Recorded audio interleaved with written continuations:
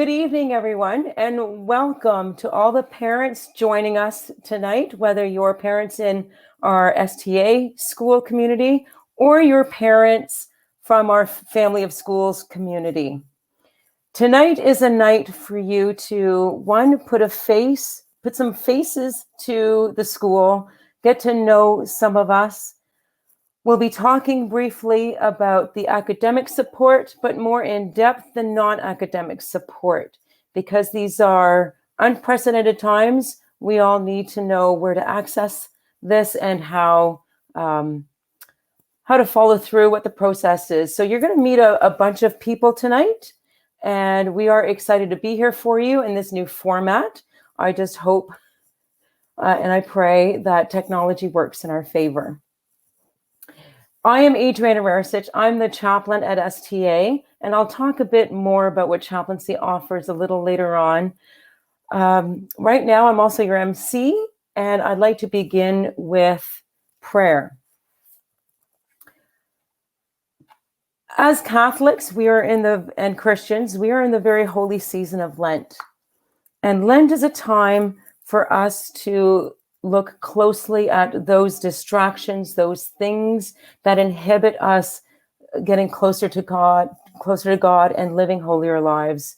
So I'd like to share a scripture passage from the Gospel of Matthew and a reflection by Bishop Barron from, I better do credit, from this lovely little book. So let us still our minds that wherever we are, in our homes, in our various communities, let us trust that God is here, God is with us, and wherever we are on the spiritual journey, whether we belong to a faith community or we aren't, that God, who is a God of love, will provide us with the strength and the perseverance and all those other qualities and traits that we need to get through challenging times. And we begin with the sign of our faith. In the name of the Father, and the Son, and the Holy Spirit. Amen. Jesus said to his disciples, "In praying, do not babble like the pagans who think that they will be heard because of their many words. Do not be like them. Your Father knows what you need before you ask him. This is how you are to pray. Our Father who art in heaven, hallowed be thy name. Thy kingdom come, thy will be done, on earth as it is in heaven. Give us this day our daily bread, and forgive us our trespasses, as we forgive those who trespass against us, and lead us not into temptation, but deliver us from evil. If you forgive those their transgressions, your heavenly Father will forgive you. But if you do not forgive, neither will your Father forgive your transgressions." And so Bishop Barron writes, "Friends, today's gospel gives us the Our Father. It asks that God's will be done on earth as it is in heaven. But biblical cosmology sees these two realms as interpenetrating fields of force. Heaven, the arena of God and the angels, touches upon and calls out to earth, the arena of humans, animals, plants, and planets. Salvation, therefore, is a matter of the meeting of heaven and earth, so that God might reign as thoroughly here below as he does on high. Jesus' great prayer, which is constantly on the lips of Christians, is distinctively Jewish in inspiration. Thy kingdom come, thy will be done, on earth as it is in heaven. This is decidedly not a prayer that we might escape from the earth, but rather that earth and heaven might come together. The Lord's Prayer raises to a new level what the prophet Isaiah anticipated. The earth shall be filled with knowledge of the Lord as water covers the sea. The first Christians saw the resurrection of Jesus as the commencement of the process by which earth and heaven were being reconciled. They appreciated the risen Christ as the one who would bring the justice of heaven to this world. And so we pray that all our efforts in parenting and teaching, as citizens, in living the lives that we live and helping the people that we help, and in volunteering our time in the ways that we volunteer, that all these efforts, however humble, however great, however time-consuming, that all of these together will recreate the face of the earth. And so we make this prayer through our patron saint of the school, St. Thomas Aquinas. Pray for us. In the name of the Father, and the Son, and the Holy Spirit. Amen. I would like now to share the Land Acknowledgement. Our board did a lovely video for this, And so let us honor the land. Sorry, it takes me a while I set up the background stuff.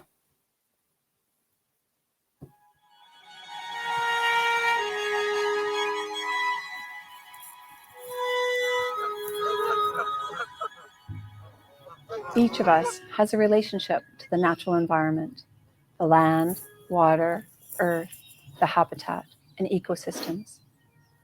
Land acknowledgements provide us with an opportunity to offer recognition, respect to the original inhabitants of the regions that we live in and work on. There are many things that we can do to go beyond simply reading a land acknowledgement script. To make it more meaningful, we need to consider that we are, in fact, acknowledging not only the ancestral lands, but also the historical and complex intersections of settler impacts on Indigenous histories, economies, ecologies, livelihood, well-being, and governance structures. A territorial acknowledgement is not an endpoint in the journey of reconciliation. Actions create conditions for true reconciliation and create a foundation for restoring, renewing, or developing a new relationship with Indigenous peoples. For hundreds of years, the Anishinaabe, the Haudenosaunee, the Attawaddaron, the Potawatomi, the Wendat, and Lenape nations have sought to walk gently on this land. They assisted the first European travelers to this territory and shared their knowledge for survival in what was, at times, a harsh climate. Under consultations from elders, knowledge holders from the Mississaugas of the Credit First Nation and Six Nations of the Grand River Territory, the Indigenous Education Advisory Committee, along with Halton Catholic District School Board, created this land acknowledgement.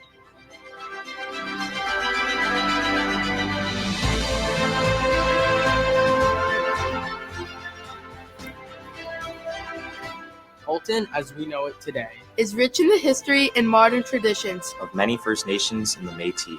From the lands of the Anishinaabe to the Attawaddaron, the Haudenosaunee, and the Métis. These lands surrounding the Great Lakes are steeped in Indigenous history.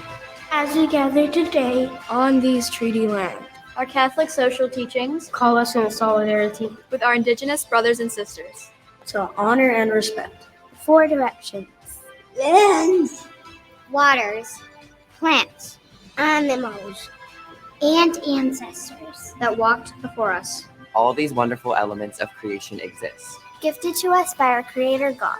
We acknowledge and thank the Mississaugas of the Credit First Nation for being stewards of this traditional territory.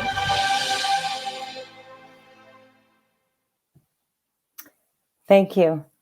Now just give me a moment while I pull up the PowerPoint presentation for our evening. There we go. I'll do this. Sorry, I'm just trying to figure out all the tabs where I need to be. So we know it's tonight. It's 6:30 to 8 p.m. This is our schedule for tonight. We did the welcome, the prayer, the honoring the land, and so we did that. So now I like the phrase, it takes a village to raise a child. It gives us a sense that we're all in this together to raise our children.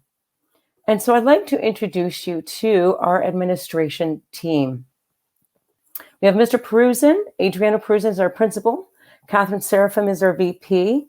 David Montoya is another VP. And Antonia Monchinari is a VP, and she's the IB coordinator, and she's also the coordinator for our international students. So I'd like to invite them to come in and I'm being told you cannot see the PowerPoint. So, oh no, it's up there. There it is. Sorry. So I'd like to invite our admin team, and I'll let them speak. And I'm going to remove myself, but don't worry, I'm not going far.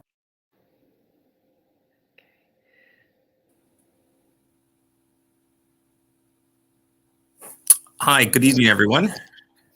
Thank you for joining us this evening. It's great that you're out and we're doing some learning together and working together as a community to support all the students in the building. I'm Mr. Peruzin, Adriano Peruzin for that matter. And I want to introduce Mrs. Seraphin, I think in the top box. She's one of our VPs. Mr. Montoya is in the middle box. You can see him. And Miss Montanari, she's unavailable this evening, but she does send her regards to everyone. And we simply just want to share that when students or parents need any support, always from an academic standpoint, we're here to help, but more importantly, from a non-academic standpoint. So if students aren't feeling good about school, they need help with the social piece, the online piece, any other struggles they're having non-academically in the school, we ask that you reach out to one of us, and we're here to support. And I think we know that the non-academic piece in a school drives academics. When students feel good about themselves, feel confident, have a high self-esteem, that's going to reflect in their ability to be successful at school. So again, feel free. All our email addresses are on the website. You can call the school. We're very diligent in terms of reaching out to students who require our support. So I'll pass it over to Ms. Seraphin and Mr. Montoya. Good evening, everyone, to our current parents and our future Raider parents. Welcome this evening. I just want to introduce myself. My name is Catherine Seraphim, and I actually support all the students, but specifically I support the students from alphabet L to Z. And so, like Mr. Peruzin said, we are here. We're just a phone call and email away. Our students too are very comfortable in just contacting us directly, whether it's academic or non-academic concerns or challenges. So we'd love to hear from you. Contact us anytime. Welcome and thank you for joining us. My name is David Montoya. I'm the other vice principal, and I work with the students' last names A to K. And by all means, tonight's about learning how we can further assist, how we can help your children develop and nurture their educational environment. At the end of the day, a healthy mind is a student that's dedicated to their academics. And we're going to learn about some outstanding resources that we provide here at STA. But by all means, the admin team are one of those resources, and we encourage you to reach out to us so that we can further facilitate your child's development. Thank you for joining us tonight, and thank you for being part of this wonderful Raider family. God bless.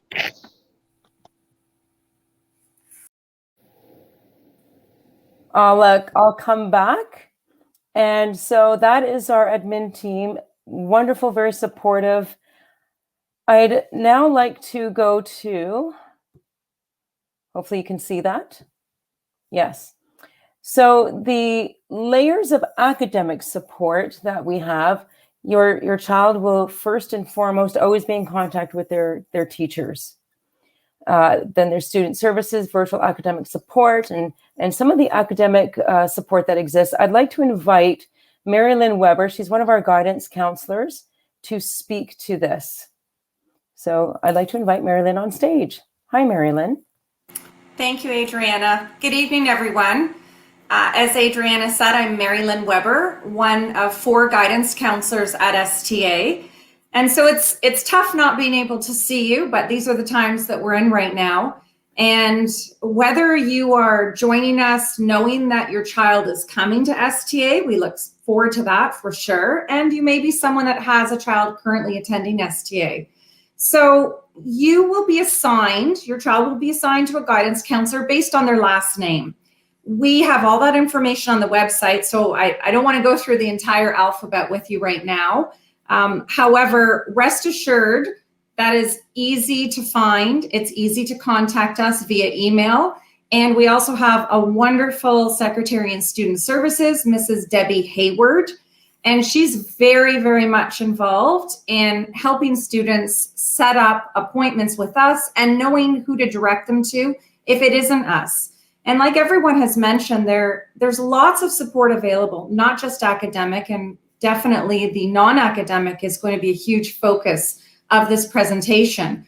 But oftentimes it's the academics that start to suffer a little bit first if there's issues going on. And let's face it, this pandemic we're in is an extraordinary obstacle for some students and their learning and for families. And we just want to be able to wrap around people and provide them with different tools that they can use. And that's what this evening's all about. If you feel that your child is struggling a little bit academically, always the first step would be to reach out to the classroom teacher. They are your absolute best resource to know what is going on with your child in the classroom. And even for those of you, who might be in an elementary school right now, that's the case. That relationship that you have with the classroom teacher at the elementary level is very close. And I think you'll find that when you move into a semester system, whether it is 4 months or whether we're in this condensed learning of 10 weeks, that classroom teacher gets to know your child very well. So that's always step one. Part of that is making sure that your child is accessing the virtual academic support, which runs every day. Your children, rest assured, if they're in STA, they know about this. If you're watching from an elementary panel, your child is still in grade 7 or grade 8, that is a time dedicated each day after lunch where students can log on to the subject area that they would like extra help in, and there will be a teacher, not always their own teacher, but definitely a teacher within the subject area to assist with questions, homework, chatting with them, whatever it is that they need. And further to that, they can also act as a liaison to reach out to the classroom teacher should that student really require some more information, or you should require more information from the classroom teacher. Sometimes we find ourselves in a situation where we know our kids need even a little bit more than that, for whatever reason. A lot of students share that in this model, it moves quickly. A semester moves quickly also. That's a big transition from grade 8 to grade 9, just adjusting to that. But this model also moves quickly. And so for some students, they might find that they are in the wrong level. We're in, say, week 2 of quadmester 3, and maybe the level that they've chosen for math or English just doesn't feel right. Either they are excelling incredibly and they're bored, or they're struggling and maybe they're in over their head. Those are sometimes areas and reasons to reach out to the classroom teacher and the guidance counselor to just double check, what should we be taking next year? Or is there any way we can make a switch now? It's not always possible. In a perfect situation, yes, you could change right away, but sometimes you have to wait, you have to plug through it, and tutoring can sometimes really make that difference. We offer a peer tutoring program here called L2L, and that's where we give our senior students some leadership opportunities and pair them up with our grade 9s and 10s to offer tutoring in certain subjects. So how does that happen? Well, first step is the classroom teacher. If you think that your child might need that, or oftentimes we will have students contact us directly, or they will ask their teacher directly, can you please see if you can set me up with a peer tutor? So we have a fantastic student success teacher, Mrs. Kiss, Monica Kiss. She's overseen this program in, I like to say normal times, for lack of a better word, but when we're all in the building together, let's say that, this tutoring happens in person, in the library, over lunch. So it's a great way for students to connect.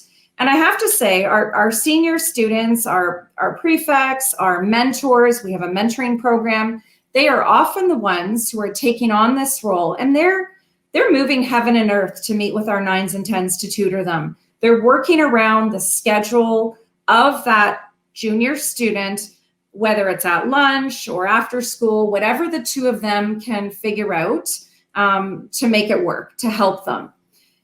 All right, well, so you might say to yourself, well, what if that doesn't work? And sometimes it happens. Sometimes there are circumstances beyond everyone's control, and a student just might not be successful in a course. And we want to really support students in this, because it can be quite devastating to a student if they're not successful.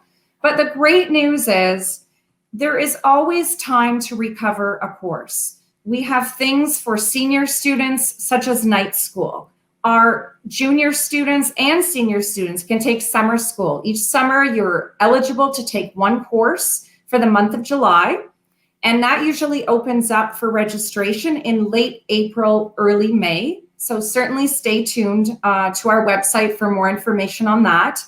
And sometimes students are successful and they want to reach ahead. That's another opportunity, okay, for academic success, where a student might want to, take that extra course in the summer to basically further their knowledge to get ahead. Mentoring, I think we're going to have Miss R or Miss Seraphim. You might talk a little bit more about our mentoring program, but in essence, right now, if your child is in grade 8, you'll be receiving a survey and all kinds of interests you'll be able to indicate so that we can match you up with a senior student. Currently, our grade 9s and 10s are matched up with a senior student, and they're part of mentoring activities, and they've got that connection, that relationship that they're building within the school. But I'll let Ms. Seraphim say a little bit more about that. Currently, online, well, in this virtual world, we have our mentors who are connected with about 4 mentees, grade 9 mentees. So they usually meet together, sometimes just separately. If the grade 9 student wants to just connect with the senior student about specific concerns or anything about school or non-academic, they have that buddy, that person that they can go to throughout their whole entire high school career. And then we continue with the leadership. So our grade 11s and 12s continue to be trained and help support any initiatives in the school. So right now we're in preparation, getting a inventory survey to be sent out to our grade 8 students who will be coming in, so that they can be paired up with the mentor with a lot of the same interests. And then our grade 10s will be trained so that they're ready to go to be the leaders for next year, and will be connected with those grade 9 students. And they're involved with any initiative. But it has been challenging because everything's online right now, but usually we do several initiatives throughout the year, whether it's the beginning and introducing the students to the school, something for Christmas, and then in the spring we have some other initiatives. So we're planning some things for next year in the hopes that we will be together in person, and if not, we will continue this in this virtual way. And I can say that applications will be out soon, because I know one of our teachers, Mrs. R. Smith, will be spearheading the collection of applications for next year's grade 11 students. So if you happen to be watching and you're a parent of a grade 10 student and you see leadership potential in your grade 10 student, feel free to suggest this to them, that they could be a mentor, and it would be good for leadership skills and all that. And the training that our mentors get is top notch. So there's some information. So I'm going to send Mary Lynn and Catherine backstage again. Just a note, if you'd like to, if you're getting questions, if you're thinking of questions and you're like, oh, I hope I get to ask this, feel free to jot them down, and we'll have a time later set aside for Q&A.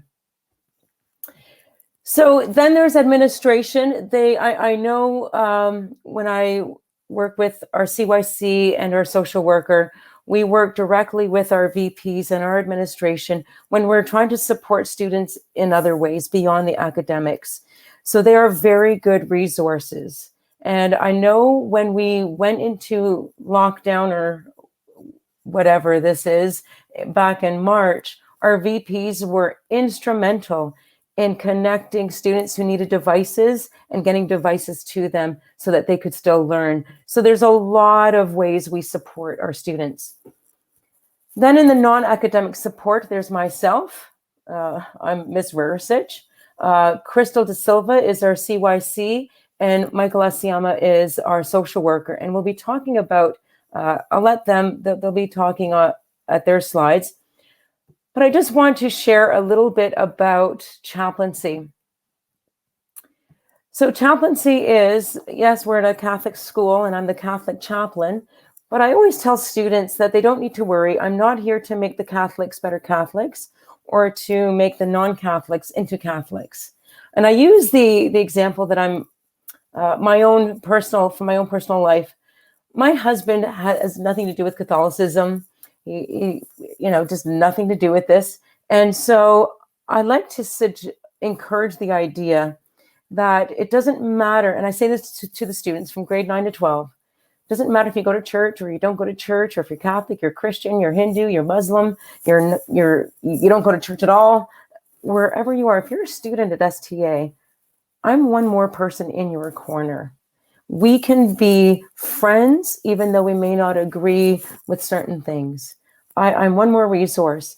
And normally, in non-pandemic times, my door is always open, and students find themselves, whether, they're lonely at lunch, they've no one to sit with, or, they've asked the teacher to go to the bathroom, and they just need to come by for just a little boost, a little pep talk. Whatever it is, I'm here to support all students at STA. I do faith formation. We do bring in the sacraments into the school. Well, again, keep in mind, pandemic times, not so much, but I do provide prayer. We do have masses and reconciliation and services. I do retreats for students. And in March, I will be doing a virtual retreat experience for our grade 9s. There are student clubs that I supervise, social justice. PAC is our safe space group for LGBTQ students and their friends. And Raiders Thrive is our mental health awareness group that students are part of, and they help spearhead the direction or highlight issues or areas we need to campaign on or spread awareness on. I do grief and bereavement. I've organized memorials before for parents of students who have died, or in the sad instance when students have died, we pull together and do a memorial service for that person. And of course, there's faith formation in whatever way, classroom visits, I do leadership development, spiritual accompaniment, and really it's a ministry of presence. Chaplaincy really is a ministry of presence, just being there, just showing up and being present. We all need to know, will they be there? Well, my office is there. My door is always open, virtual office and my literal office. And of course, all guided by Catholic social teaching. Where we work together is when we went into a lockdown, trying to come up with ways to meet the needs of students, because I knew how, one, because I was going through it, but I also sensed we were all having a tough time. So I kind of suggested to our CYC and our social worker, hey, what if we did videos of the three of us talking? We look at the whole person. So it's not just, we don't work in silos, but let's work together, do videos, show the community, how we address certain issues from, the clinical perspective that the social worker brings, from the perspective of the CYC, and of course, from the perspective of chaplaincy, the whole person. So we've been doing videos since, I'm going to say, last April or May. There's about 25 videos up there now, and you're already on, not that it's all about my channel, but I just started it. So it's on my channel. There's about 25 episodes of Raiders Thrive in that playlist. And we talk about all sorts of issues coming from our different perspectives. So that is a resource. And every time a new video comes up, I post it on the website. So it's on there. So if you look, we'll show you the website shortly, but if you go to Chaplain's Corner, all the videos are there as well. I'm going to invite our CYC now to come up. Crystal De Silva. Hello, Crystal. Hi. All right, you're live. So Awesome. I'm just going to go advance it to your slide, and then I'll get out of the way and give you the stage. Awesome. Thank you so much. All right. I'm going to just look up because I have a couple of screens going here. So thank you, Miss R.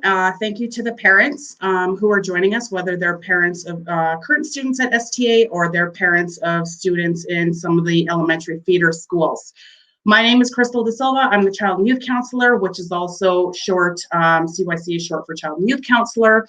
I'm new to STA. I've only been here since September, so hopefully I'm here for a little while. I get to know some of your students. So I just basically wanted to talk a little bit about my role, what it is that I do, and how I kind of play a piece to this STA puzzle. So I'm not sure if the parents are aware, but every school in our board has a child and youth counselor. Some of the elementary schools have a halftime CYC just because maybe the needs are not as great as another school. So in some situations, there might be a CYC that's halftime at one school and they're halftime at another school. There are a lot of schools that have full-time CYCs. So if you ever need access to somebody that is, non-academic support that can support with social and emotional issues, just know that your child's school, if they attend our board, does have a child and youth counselor. The high schools also have child and youth counselors, but all the high school placed child and youth counselors are full-time. So we're here, 5 days a week. And we also have a social worker, and I'll just let Mr. A speak a little bit about what it is that he does. We support students who are experiencing social, emotional, and or behavioral challenges. And we also collaborate with families, school staff, and the community. And this is, in essence, just to support the students' overall well-being and success. So I'm going to talk a little bit about, some of the things that we do within the school. So we are always an extra person that admin, teachers, certs, or guidance, anybody that can consult with. So if there's an issue that, is going on with a specific student, or maybe they're familiar with, some struggles that a student has, and they just don't know what they can do to support that student, they will reach out to myself or Mr. A just to kind of get like some information and some feedback on how to support that student. We also do crisis intervention and management. So sometimes, it's inevitable. Students become, in a situation where they're in crisis. Typically, if something like that happens, admin will be involved and they might seek out support from the child and youth counselor or the social worker just to kind of de-escalate a situation, make sure that that student is safe. And then after that would follow a phone call home just to give parents a heads up on what's going on. We also do group facilitation. So group facilitation, we do a lot of, and more so in the elementary panel, we as CYCs will do a lot of preventative work. So if we're noticing that there's behavioral issues with a specific student, or there's a student being bullied, or if there's a group of students who are not getting along and there's a lot of conflict, if they are lacking social skills or empathy skills or whatever the case may be, the teacher might call upon the child and youth counselor to go into that classroom and just support them with delivering programs to the students to teach them, I guess, some of the essential skills that they need to either move past conflict or build relationships or mend fences or whatever. In high school, we don't necessarily do as much group facilitation or in-class presentations as we would in elementary. However, we do a lot of school-wide initiatives. So we might, support the spec ed team in the life skills class. We might support the certs in the GLE classes. We might do school-wide initiatives. So we might, I sit with Miss R on the Raiders Thrive group. I might participate in the Safe Schools Committee, just making sure that, we're doing all the things that we need to do when it comes to addressing things like bullying. And then I also support a lot of programs that have to do with, breakfast programs or lunch programs or what have you. There are times where a CYC might be called to support a student that might be having, issues with stress, anxiety, coping, or managing. Right now, especially, we're in a time where students are they're not having that typical high school experience, I guess, maybe that they hoped for, or we're all being confined to our homes and we're lacking a lot of that social engagement and social interactions, and it's starting to affect people differently. I know for myself personally, I was having a lot of struggles because I didn't really like doing this online virtual stuff that I've just kind of grown accustomed to because it's now, my way of doing things. But these students are really lacking a lot of that, and anxieties are through the roof, and coping strategies are not as on point as we would like them to be. So if there is a concern with a student's mental health, it might be the teacher reaching out to myself, it might be the teacher reaching out to admin reaching out to me, and then us having a discussion on what are the issues. This might be on a no-name basis, because maybe I don't necessarily need to be involved. But if I do need to be involved, what we'll typically do is have a conversation with the parent and say, hey, guess what? We have a child and youth counselor in the school. They might be able to support your student with, X, Y, and Z, whether it's, coping, managing stress or anxiety. So then what would happen after that is I would typically give that parent a call and just do a rundown of what, the services are that I can offer. And, we go through consents, and we go through informed consents, and we just have a discussion based on, what my role will be. I'm not necessarily going to divulge all of the information that a student might share with me, because we do have confidentiality. And students want to know that there's a place that they can go to where they can, whether it's just vent or whatever. So with respect to consent, once I have that conversation with the family, I will send a consent form home, and it needs to be signed and returned. I cannot provide support to a student unless consent is provided, because I am non-academic staff and I don't fall under the same umbrella as teaching staff. So I need to have permission from parents to meet with students. Now, I wanted to just kind of touch a little bit upon the confidentiality piece. I'm a huge believer in communication. I will preach it to no end to a student about communicating things with their parents or their caregivers in order to get the best support that they can. Sometimes students have a hard time just saying things to their parents. Sometimes they don't know how to say it. Sometimes they're, afraid that they're going to get in trouble or whatever the case may be. So what I'll do is I'll support them with language that they can kind of use and try to make them aware of how they're sharing that information with their parents. I do not, share information that students tell me to the parents. However, there's limits to confidentiality when it comes to safety of students. So if a student discloses to me at any time that they are at risk of harming themselves or somebody else, my first conversation is going to be to let them know that I have to share that information, because safety will forever trump secrecy. I do not keep those types of secrets. So I will let them know, in a very gentle way, that I'm going to have a conversation with admin. Once I have a conversation with admin, that student can be present as well. We will then contact parents. You are our second phone call.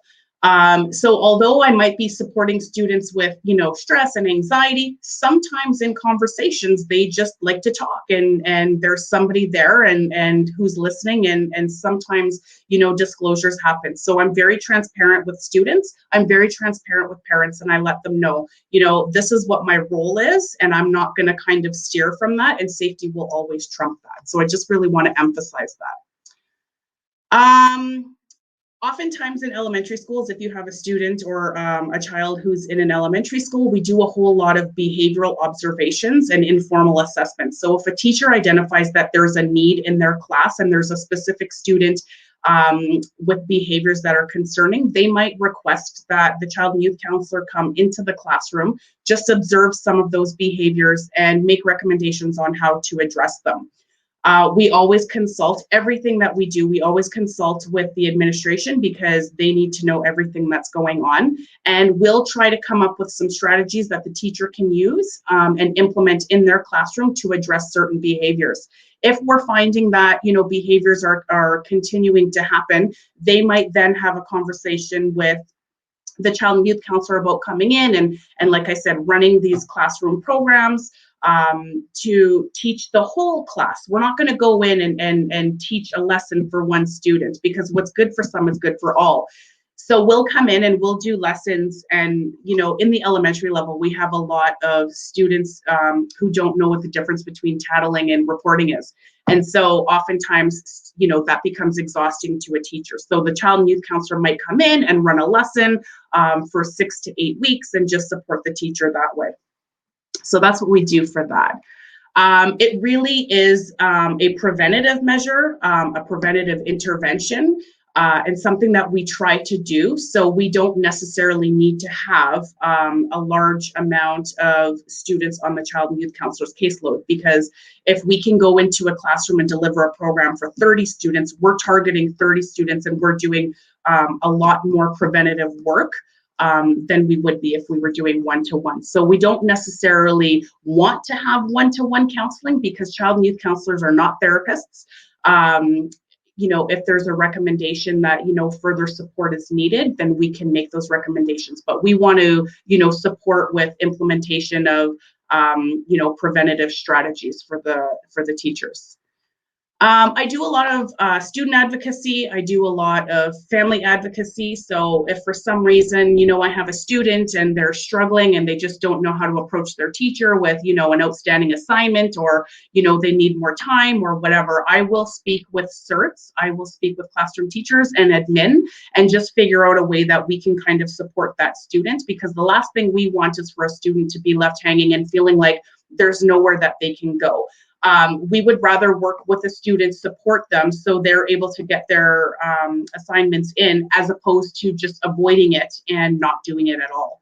So I will support and advocate students in that aspect. But also, you know, we're all kind of feeling these strenuous times, and there are families out there that unfortunately are losing their jobs as a result of COVID, and, you know, they're losing all of these supports that they once had.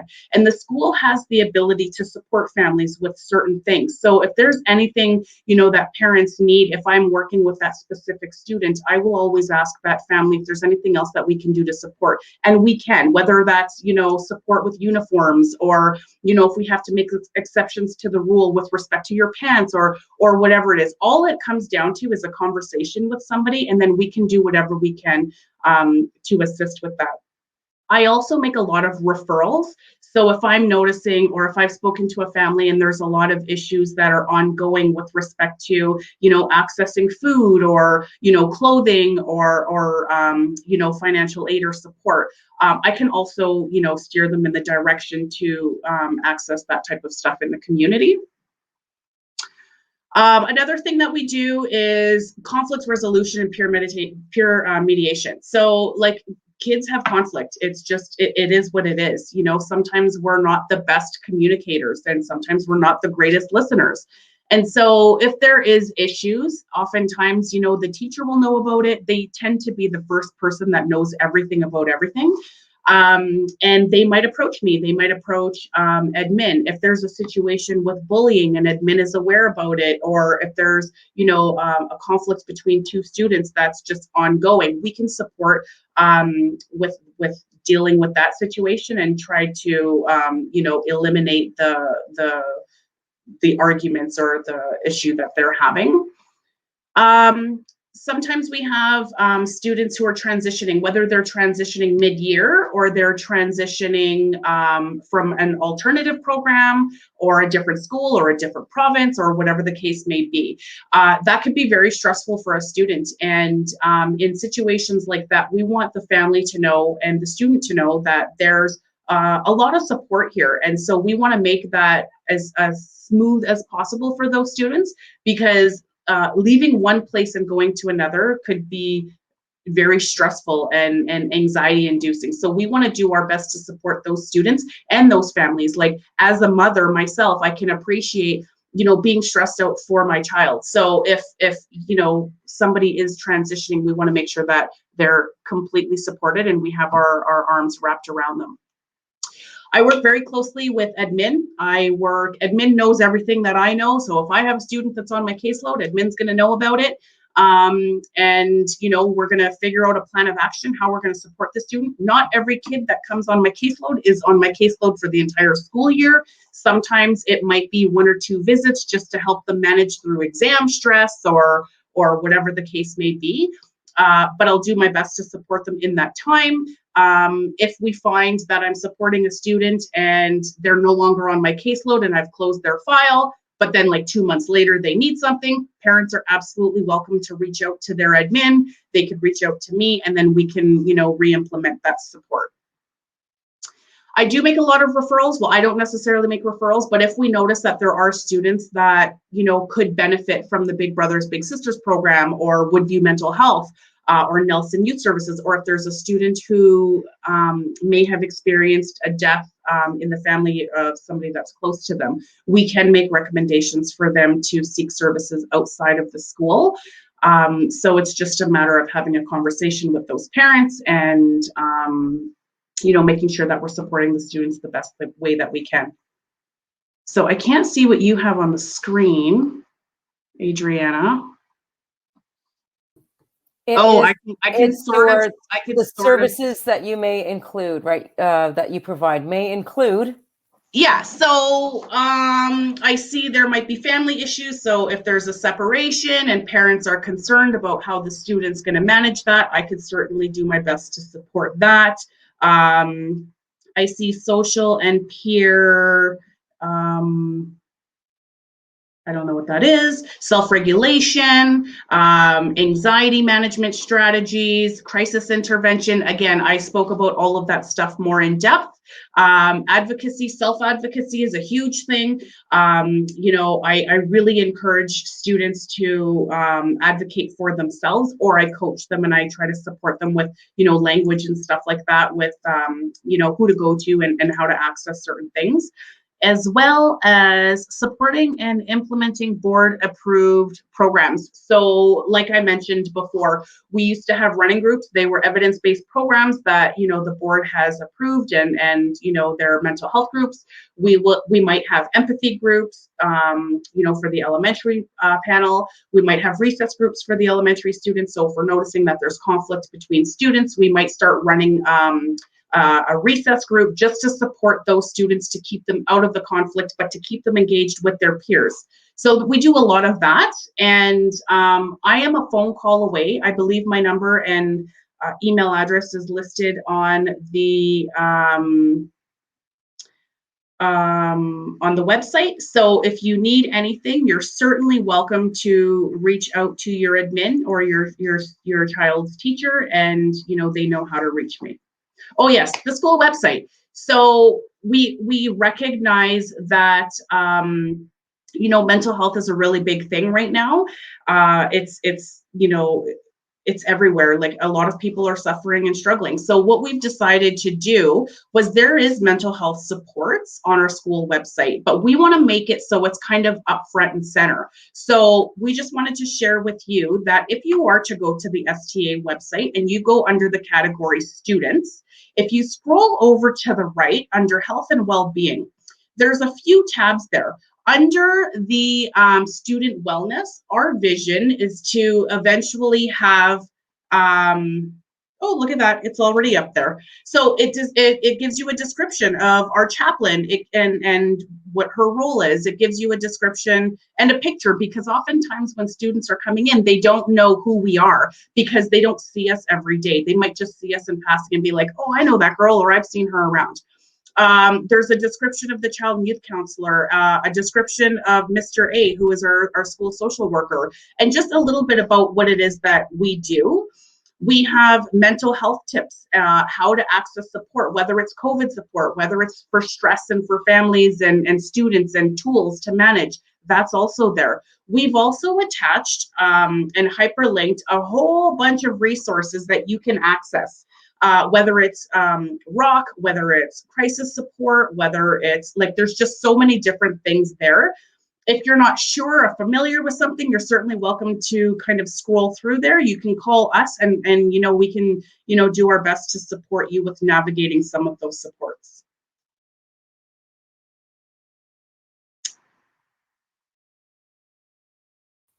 If I may add, can I add? Yeah, absolutely. So on the website, here will be another location where the Raiders Thrive videos will be placed. Oh, and this video, which we don't have to show right now because we do have more people to speak.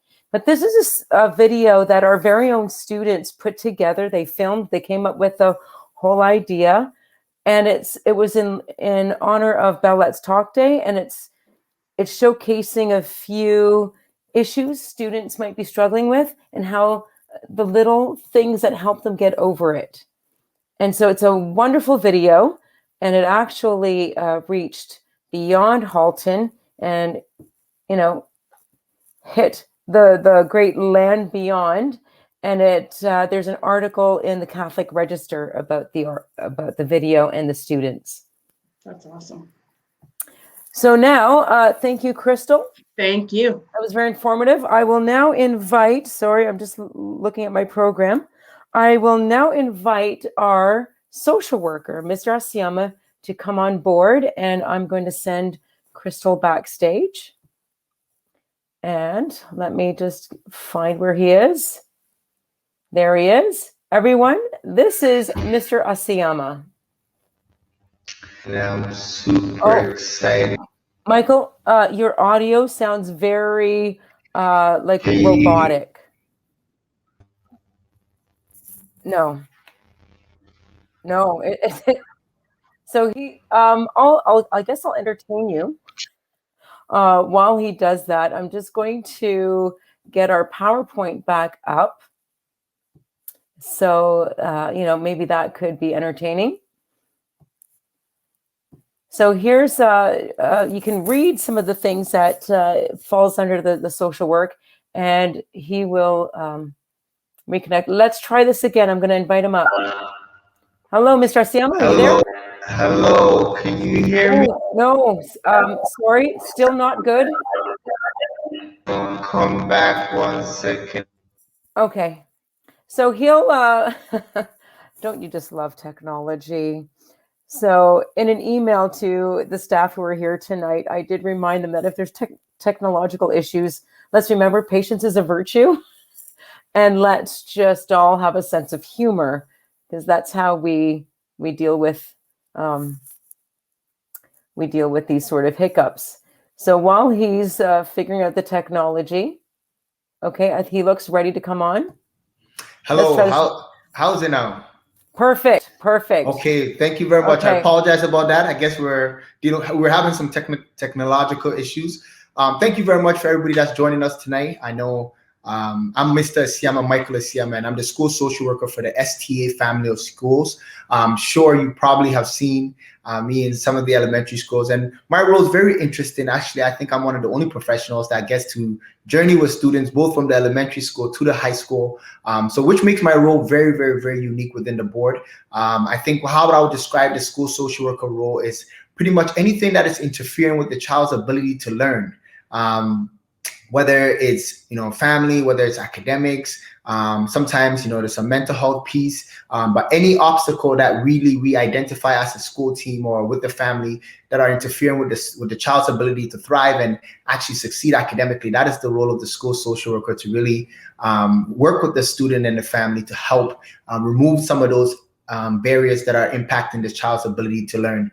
My role is also as the school mental health leader, and also as the school attendance counselor. And with that, I consult with the school team to make sure that we have a mental health plan that we're following, as well as if we're identifying any concerns that are affecting kids in terms of the academics, we also work to remove some of those. And we know, as part of my role as the attendance counselor, we know that it is mandated for kids under the age of 18 to be in school. So when we find that, when it is identified that there's a student that's having academic concerns, I automatically get triggered in terms of, I then get a referral from the school team, which will then request of me to follow up with that student to see what are the different things that are going on for the student, and then helping out. So some of the different things that I guess for school social workers, I am definitely there to support both the school side and also the academics and the family.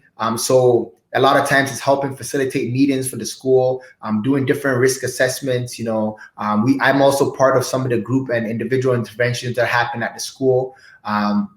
For many times, I am also a case manager for different families or students that are navigating the system as a whole, and then I'm also part of that role. Advocacy is the foundation of social work. I provide support to the schools. Of course, there's crisis management work that is done continuously to make sure that the students and the school as a whole is in good health.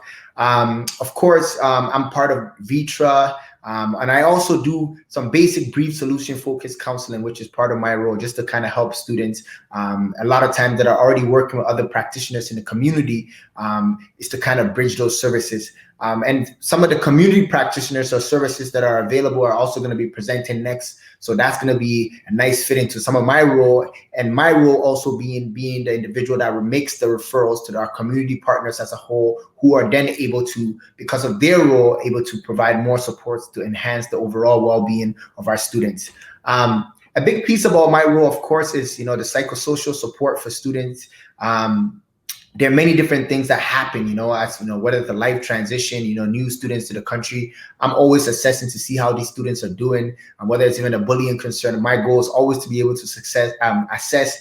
And then so many times, whether a student approaches me or a teacher approaches me or a parent approaches me, it's always constantly doing these assessments, that making sure that kids are well. And if there are things that are impeding their progress, then working with the family and the school to put a plan in place.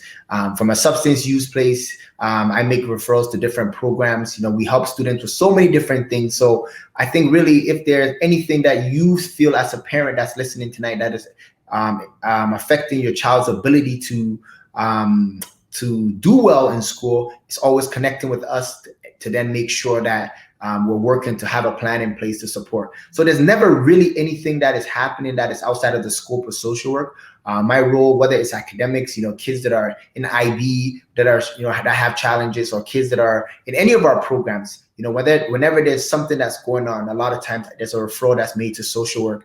And, I know you see probably here the SAL plan is, also coming up and supporting the admin in creating alternative learning programs for the kids that are also having difficulties engaging in academics. There are a lot of mental health issues that are going on, and also school-related issues. And so we're going to talk a little bit more about some of the strategies for learning at home. As we go through some of these strategies, I think I just want to kind of start off by saying that support looks different for everyone. So of course, these are some tips that we want to be able to share, but we know every home also looks very different, and every individual circumstance is different. So these are just general tips. If you want to kind of have a more in-depth conversation that is more unique to you, do connect with us, and we're always there to kind of work and learn more about how we could support each individual person.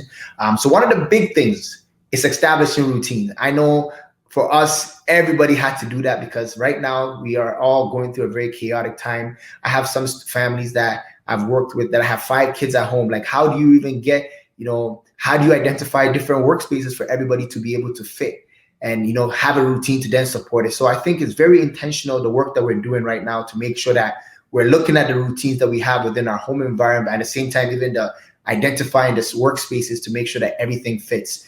So kudos to all the parents that are doing or even trying it, because I know it's very, very, very difficult to achieve a nice balance, but it's having that as a constant strategy that you're looking at and you're working to support. A big thing, and I think this is one of the big changes, I really always appreciate when parents are reaching out and communicating with the educators, because that is where the connection happens. A lot of times we as educators, we don't know what's going on at home, vice versa. If that communication is not happening, we could be blind to so many different things, whether it be changes in the home environment or just even the child struggling. Because especially in this online setting that we're in, if we don't see the child, it's very hard for us to even do a safety assessment, because students do come online and they don't even turn on their camera some days. So that communication is so important, because we don't want students to fall back behind. We also don't want students to be at risk of anything. So if you're noticing anything, whether it's even a slight change in behavior, do reach out to us and communicate. Super important. A big thing, regular check-ins. You could never have too many check-ins, and whether it's a learning check-in or just even the general wellness. it's always important to have these check-ins with the kids, talk to them about priorities, talk to them about staying organized. And this is how we start our day every single day, from our morning shows at the school to even how teachers, connect with the students. It's always constant check-ins, because we know it's a very difficult time right now, and it's so hard to even keep ourselves motivated and, really even keeping on top of the priorities that we want to have for ourselves. As Ms. Weber has spoken about earlier, it's always important to utilize our learning platforms that we have. We have the D2L, the Google for Education, of course, also Microsoft Office. Office, I guess that's Microsoft Teams that we're speaking to communicate with the teachers. Super important. I think we do have some responsible digital citizenship policies that are also one of the things that we want all parents to be aware of as we are now in this online world. And then the most important thing, physical activity, whether it's indoor or outdoor, please, let's do more. I think right now is such a difficult time for us. So whatever we can do that could get the blood pumping, let's do more of it. So once again, this looks very different for everybody. So I'm not going to say run, but run if you can, walk if you can. Sometimes it's just even stretching, but it's getting the blood, getting the heart moving, getting some of that movement that is so important and vital to our overall mental wellness. Another very important thing is, of course, nurturing and paying attention to your child's mental health. Mental health is something that affects all of us. There's mental illness, of course, right? But right now we're talking about just mental health. Really, there's so many different things, whether and how we really nurture is by having an open ear to our kids, not being judgmental, and really just validating some of their worries and their concerns. So we really encourage all parents, take an extra second, check in with the kids, see how they're doing. And it's always about listening first and then allowing them to share their stories. And then if you're noticing there's any concerns, you can always reach out to us. Of course, if there are more concerns for you, you can also have your family doctor and then some of the community partners that we're going to introduce today. Setting guidelines for social media, super important. These guidelines cannot go to waste, because we know the kids are home, they have the technology in front of them, but it's also, we can never forget how important it is for everybody to have these guidelines. And I know we don't want kids to be excessively using social media, because that also contributes to their overall negatively to their well-being. Sleep is also very, very, very important. We cannot forget that. Adequate sleep, because we're getting a lot of screen time. So very important that we're encouraging the kids to sleep. And then nutrition, of course, we know it's the foundation of everything, making sure that our bodies are healthy by feeding ourselves a nice balanced diet. So we are now getting to a stage where we're going to have some of our community practitioners join us this evening. We were unfortunately, Rock couldn't join us, but Rock, I could start off and speak a bit about Rock, and then our other community practitioners would then come, which is Adapt, and then our LIN partners. So Rock is one of our partners in the region, and what they do a lot of times is they're a platform that's commissioned and supported through the Ministry of Children and Youth Services. And Rock is literally, in terms of, they have so many different programs that run through many different sites throughout the Halton region. And really, a lot of their programs, whether it's mental health, family, individual support for individuals and families, they do have a crisis line for youth. So really, Rock is always one of our recommended services to families that are having kids that are, whether it's social, emotional, behavioral concerns, or even sometimes complex family issues. There's many different programs, and we could also talk about it more. And we wish Rock was here tonight to speak more about it, but their website is here, rockonline.ca, and then their crisis line is there. So if you're having any kids that are, or even for parents that are struggling with kids and some challenging behaviors, you could always call for a quick consultation, and then you could go from there. So we're going to have some of our community practitioners come on now and tell us a little bit. Okay. I guess that's me. So hi, I'm Lindsay Johns, and I'm the youth program manager with Adapt. And so Adapt works with individuals that are concerned with alcohol, drugs, gambling, or any other process addictions. So when we talk about process addictions, we're also talking about video gaming, which is coming up quite a bit now that youth are at home. So what I'm going to try and kind of give you guys a little bit about the resources that we have available, some signs of concern when you might want to reach out to connect with us, and then how you could connect with us. So just really quickly, I'm going to blast through all that. So some of the resources that we have available for youth and families is we go along the whole continuum. So we start at the very beginning with some psychoeducation around substance use, and that's with our Know the Deal program. So that can come into a school to do that. We can meet them one-on-one. Everything is done virtually right now, but that would essentially be five weeks, so once a week of psychoeducation. The buy-in for some of the youth is that when they are in high school, it does go towards 10 hours of community service, which is nice. So we try to tie that in. So if someone's going through summer, we'll try and tie it in so that they'll get that piece to it. The next piece that we have following psychoeducation is that we have our core programming, which is Days Ahead. And within Days Ahead, again, it's all virtually done. It's going to offer, it's one-to-one counseling with the young person, as well as focusing around their substance use. It's not just substance use, because we know that in their world, a lot of other stuff is going on if substances are kind of brought into it. So a lot of times what we have to look at is we take a biopsychosocial, spiritual kind of philosophy lens to it, so that we're looking at all areas of their world. And yes, it's a substance piece, but what else can we support them with? And what's going to kind of match their actions? Sorry, I have a light there. What's going to help them to match their actions to their values or their morals, so that maybe the substance use can decline. And with saying that, the other piece that we do is we do a harm reduction philosophy. So I know when we connect a young person in, a lot of parents are going to be concerned, and they're going to be worried that the young person is using a substance and they just want them to stop. Because if we could just stop their substances, a lot of other things in their world is going to go well again. Unfortunately, when we approach them, if we go, you just need to stop your substances, and a lot of the times it's not going to work and they're not going to talk to us. So when we look at a harm reduction philosophy, we look at it that if they're going to be using a substance, how can we help them to reduce it? How can we help them to use it in the safest manner possible, so that while we work on the other stuff in their world, the substances can continue to reduce. And yes, at the end of the day, our goals personally are to reduce it to nothing if we could do that with them. But mainly is we have to see where they're at. Because if we go at a different spot of their stage of change, they're not going to connect with us, they're not going to talk with us, and then there's no point in us even being there. In addition to meeting with the young person, we also offer parent education groups, which is 5 weeks. They're offered Tuesday evenings, and it helps to understand what's going on in their world of substances. So we talk about the brain development, we talk about communication with our young person, because we know that everybody wants the best for them. However, sometimes when we approach them, their backs go up, and so we need to figure out how can we communicate with them so that when we do want to talk about the substances, we do want to reduce their use, how can we do it in a way that they're going to hear us, as opposed to just kind of react to us or fight with us. It has a week of somebody who comes in who has lived experience, and they'll talk through that and what their world was before and what their world is now, that there is no use. So it gives a little piece of hope as to what that can look like.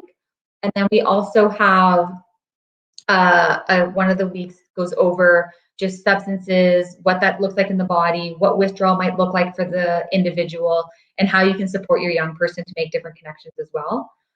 Following that, it goes all the way to our transitional aged youth programming. So we work with youth who are 15 to 24 in that program, and that's more of our outreach. So we know that by this point, their world has become really disenfranchised, and substances have had a significant impact in their world. So we'll go and we will meet them where they are. So literally, we will put our snowsuits on and we will go outside, and if meeting them at the park around the corner from their house is where they want to meet us, that's where we'll meet them. That's where we'll sit down, we'll have a conversation. And again, it's that we need to look at their whole world and what's going on in it. So if they need more mental health support, if they need more school support, if they need whatever that is, we will help them to bridge that connection, and we'll stay in their world. All of our services are not time limited, so they can connect in. If they want to see us for 2 or 3 just chit chats, that's cool. If they want to come in and see us once for like some education around cannabis or vaping, that's cool. If they find that we're really a strong support in their world, they can stay with us for multiple years if they're finding that there's value in staying with us. Looking at signs of concern. So I am just going to touch on that briefly, but I want to put a little caveat in here first, that when we talk about signs of concern, we don't jump to that it's a substance use, right? Because we can say that's going to be, you might see their red eyes, they might have a loss of appetite, they might be a little bit more lethargic, they might have runny eyes too, they might have a runny nose. So when we put those out there, yes, that could be cannabis use, but yes, that could also be allergies. So we really need to watch that we don't jump to the conclusion that it is a substance, because again, if we even if we know that that's sort of what might be going on, like we're pretty sure, if we jump right in with that and we say, hey, you got runny eyes, you're sleeping all the time, and your nose has been running too, and you got some red eyes going on, that's going to give you a reaction response. And what we want is we want them to hear us and actually respond willingly with us. So some of the signs that we would be looking at that could be of concern would be a change in their sleeping patterns. So they're sleeping more, or potentially they're sleeping very little. Weight gain or weight loss, bloodshot eyes, large or small pupils, runny nose, like an unusual smell. So alcohol can give them a different smell, cannabis, gasoline, tobacco, thinning or loss of hair, bruises, skin abrasions, sometimes rashing on their face, less attentive to their self-care. So kind of taking that shower is not number one priority right now. And again, just a reminder, not all signs are related to substance use. Other things you might look at is mood changes. So they're withdrawing from you a little bit more, less energetic, more energetic, feeling depressed, feeling anxious. With that anxiety comes with some more argumentative kind of behaviors, so they're becoming difficult to talk with, and they're excessively irritable or excessively happy all the time. Frequent forgetfulness, use of incense. So kind of when you're coming into the house, so kind of to cover up that previous one of smell. So use of incense, more room deodorants. It's going to hide kind of that smoke smell. Changing in clothes, so constantly throughout the day, changing different outfits. And again, it has to go with kind of hiding those different smells. Negative changes in school, so that they're potentially not, as nowadays, logging in to get onto classes. Their marks are starting to slip a bit more. Lack of interest in what they had an interest in their future. So if they had a goal that they were driven towards, maybe they're stepping back from that. A little bit more lying, you're sort of catching that what they're telling you isn't fully the truth anymore. They're becoming more secretive. So when they're talking, you might hear them talking on the phone to a friend and they're using a little bit more code. They're starting to step back from extracurricular activities. So maybe that soccer, that hockey, whatever it was that they were really engaged in, they're not really wanting to do that. And in addition to that, they're also removing themselves from family, and they're spending more time away from the home. Increase in borrowing of money, but nothing really to show for why they're borrowing the money. And then the piece that's pretty obvious that we don't have to tie to something else is if you're finding paraphernalia in the home, right? So if you're finding a pipe or a bong, rolling papers, different things like that, eye drops potentially to get rid of the red eyes. And then if prescriptions are starting to kind of dwindle or disappear faster than they should. So those would be signs potentially that could say, okay, you know what, we need to have a little bit more of a conversation about what's going on. And at that point, then they could reach out to ADAPT, and we are more than happy to support. You might want to think about reaching out to ADAPT as the parent, even before communicating with them, because we'll give you some techniques and some tactics to be able to open that means of communication with them. Some of the main things too is if you are going to talk to them, it's looking at where are they on the continuum of substance use? Because if they think it's still experimental, if they think it's still recreational, and you're like, whoa, this has gotten to be problematic. This is definitely problematic. I know it's problematic because now I see all these different warning signs are showing up and I'm ticking them all off. We still need to kind of whoa on the reins and take a step back and talk to them like it's experimental. Talk to them like it's recreational. Because if we meet them where they're at, we're going to have more success.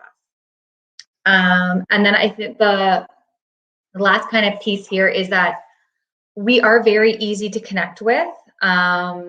To connect with us, you can go on haltandadapt.org. And right there, there'll be an intake line that you can call. You can call intake, and they will connect you with any one of our programs. If you have additional questions that you're not sure whether intake is answering the way that you needed them to, or you just have specific questions, you can always call intake and just ask for myself as well. And I am more than happy to field any questions that you have around programming. I see that on STA on the website, there was also a link under the community partners that had ADAPT, so that it's another way that you can connect into our programming. Or another way too is through Michael. So through your school social worker, they are a wonderful source to connect with. A huge thing that we find comforting for young people too is that if they are connected with a social worker or CYC, if they're comfortable with somebody, then having an ADAPT worker do a soft meet and greet to start with, so that they can put somebody they're comfortable with, somebody that's new, and we can just have a discussion about what it might look like, what they want it to look like. We're very client-centered, client-focused. We can then build something with them, and it has to come from the youth. So as much as that we want to be able to connect with them and get them to stop doing something, for it to work well, it has to come from them. It has to be driven from them. So we're really going to use as many techniques and tactics that we can to be able to draw it out from them. So I hope that answers the questions. I'm sorry if I talk too long. That's a big thing I always do.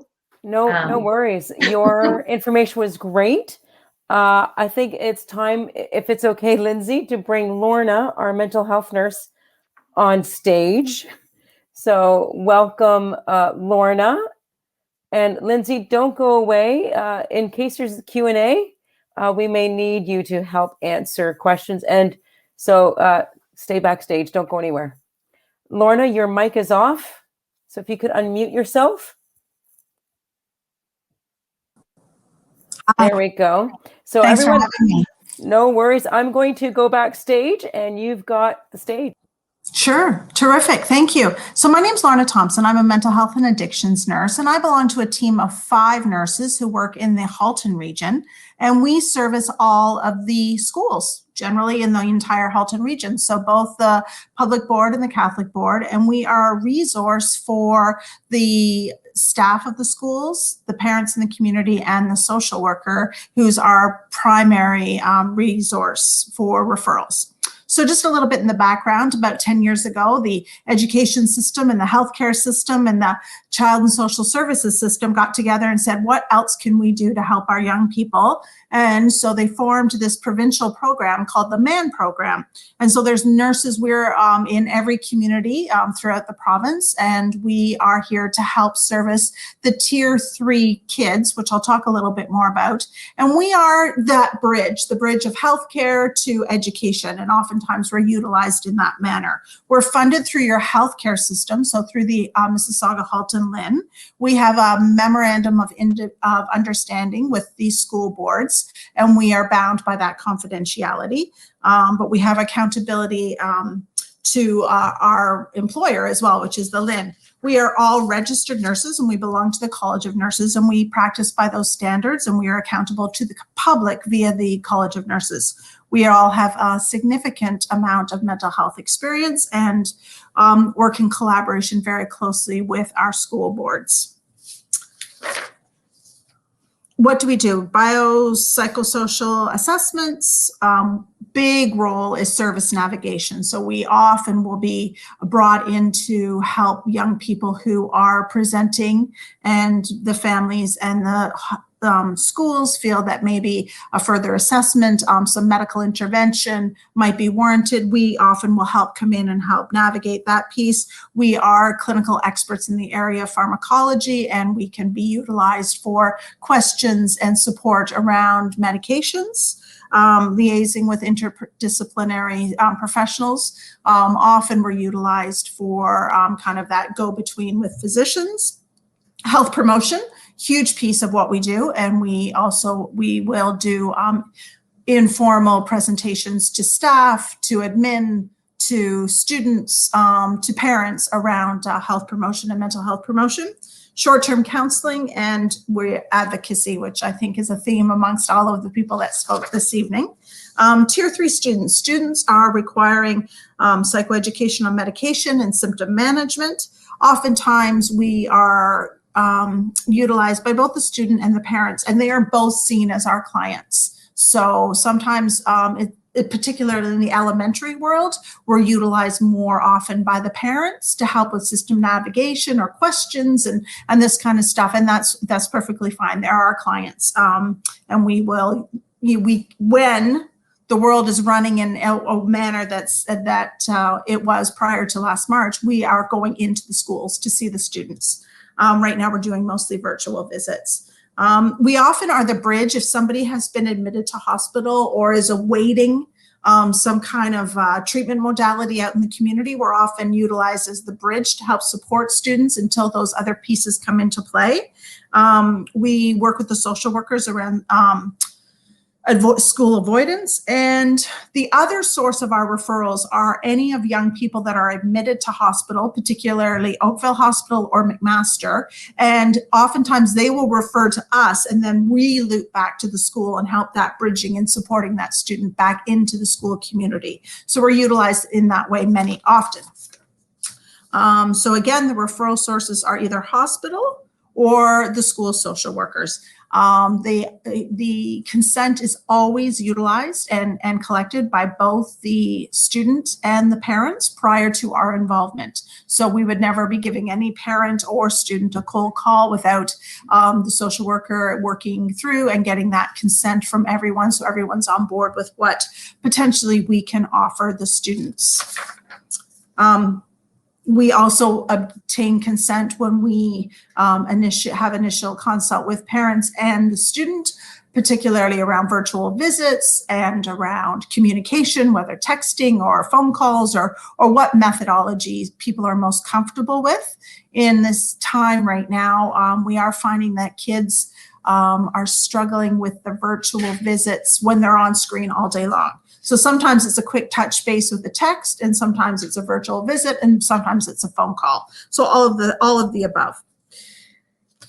We also obtain consent to loop back to the school and share information as needed. And echoing what your very informative CYC mentioned around confidentiality is maintained with our students, always at the get-go. When we first engage with our students, they're made informed that if there's any kind of risk of to themselves or to others, any kind of report of abuse, we are obligated by law and under our governing standards of practice for the College of Nurses to take that further. And so we also are not secret keepers. We are letting the school know, we're letting the parents know, and we're engaging in whatever we need to do to keep our young people safe. Who do we service? We service anyone under the age of 21. Who has been referred to us. We have a mandate that we contact within 7 days, and we will maintain the students in our program working with us. It's an individual, we work individually, so we're all divided up into different schools. We would discharge them when the treatment goals are met, when they've been safely transferred to community services that they're content with, if the student is no longer responsive to our contact, if they're no longer registered in school, unfortunately, we're not able to work with them any longer. If they're over the 21, if they withdraw consent, or if they transfer out of the LIN. But if the students move out of our area, we're able to reconnect with a man nurse in the area in which they're going. In addition to one-on-one and individual treatment with students, we also do interdisciplinary collaboration, a lot of psychoeducation for staff that we're happy to do. Case consultations, no-name consultations, we have a lot of that, where we just get a phone call, whether it be from a CYC, from a social worker, teacher, school admin, just asking, what do you think? Give us your input around next steps for a student. And we also do a lot of student wellness initiatives in collaboration with the school. For your particular school, your man nurse, her name is V, and Michael, of course, knows how to connect with her. And as I said, we're all divided up within the Halton region for different schools. And that's the short version of what a man nurse is, the birth of a man nurse. So thank you. Well, thank you so much, Lorna. That's very informative. I'm sure the parents watching are, they've been inundated with all this information. So I just want to go to the contact information. So there's the, Lorna, I'll send you backstage because you probably don't want to be on stage. So just don't go though. Okay, there we go. I need a whole team to help with all this background stuff. So here's the contact information, our website address. There's rockonline.ca. Adapt is haltonadapt.org, and mental health supports. Yeah, that's too long for me to just rhyme it off, but it's there, and we will see what we can do to make this video available to those of you watching if you want to watch it again, and for parents who weren't able to join us this evening. And that brings us to time for questions. And I don't see any in the chat, although I would like to leave some time if someone did have some questions. We have a lot of people sticking around to answer any potential questions. And so I'll bring, if I may, I'll bring Catherine back up. I will stop sharing the screen, and I will bring Lorna back on stage and Lindsay. And so we are ready. I feel like we're, a call center, for a donation center. Our callers are ready to answer your phone call. Callers standing by. So if you have any questions, feel free to join, or maybe you're so overwhelmed with information. So if you have any questions following this, feel free that you can always call the school. You've got the contact information on this broadcast. And so you can always contact and have time to let all this information settle. And then, it's Murphy's Law. When you have the company, you're like, no, I think I'm good. I'm inundated. And then when everyone goes home and you're on the drive home, you're thinking, oh, wait, I had this question and that question and that question. So you can always contact us after tonight. But these are the faces. I'm, again, the chaplain. Catherine Seraphim is our VP. And Lindsay is with ADAPT. And Lorna is our mental health nurse. And you've met our other staff, but they had to, go home, or they've been called away. So I guess we'll end it there because I don't see any questions. So thank you, Lorna and Lindsay, for sticking around and for the wealth of information that you shared. It's going to be very beneficial. And we do have a comment that this was very helpful and informative. Looking forward to when my son joins STA in September. And so are we. We're very excited for any students coming in. So thank you to our guests. Oh, Catherine wants to. I just noticed in the comment there is a question for Lindsay. Oh, right. How will you support students who are now gaming longer than usual? So this actually is something that we are navigating quite rapidly, and we're having to adjust to come up with it. So unfortunately, our process addiction team works with 18 and older, and they have a really long wait to get in. So even if were of the age and you did get in, you're looking at kind of one visit every 3 weeks to a month. So what we have done is that if a young person is gaming more and you're identifying that, they're not taking care of their self-care anymore, they're not eating well because of it, they're not sleeping well because of it, so now that's going to impact school, that's going to impact everything that they're doing, their health. What we have decided to do is that you could connect with the youth program, so you can connect either with Days Ahead or TAFE if they need kind of the more intense stuff. And what we will do is we work hand in hand with the process team. And so they will meet with the process counselor every 2 to 3 weeks. But in the meantime, between their process counselor meetings, they'll be set with a youth counselor who will support them in adhering to all their goals or whatever they have kind of set around their video gaming limits. So they'll get two people that are going to come up to be one program for them. They'll have double support. And then in the background again, because we all are trained within process addictions as well, but that they're specialists. So in the background, they will also continue to support us if we have any questions that need to be fielded through them. But that's sort of how we're navigating the more increase of video game and internet use while people are at home through COVID. I'm going to invite Mary Lynn Weber just in here, just in case, to be another person on the panel, in case anyone has any academic related questions, seeing as we've got a comment about when will the PowerPoint be available. We're going to review it again, and then it should be available tomorrow if all things go well, or at some point tomorrow or Wednesday. So we're just waiting. We could probably post it on our website, right? Yeah, that's probably where we'll post it, is on our website. So I'm just waiting to see, because we did get a few questions. We got a comment that it was very good, so kudos to everyone. And okay, well, it's 8 o'clock. I don't want to exclude people. Being the chaplain, I'm very, sensitive to ending something early and excluding. But I do want to honor the time. We did say 6:30 to 8. So again, just if you have any questions, contact the school. We're here to answer any questions. And if you need to contact community agencies, their contact information is in the presentation and can be found on our website. So I want to thank you for watching. Thank you to our panel for being here and presenting and speaking on your various areas of expertise. And perhaps there'll be a next time. We'll see how well the response is. So have a good evening, everyone. Stay safe. And, let's hope for spring to come sooner. Good night, everyone. Night.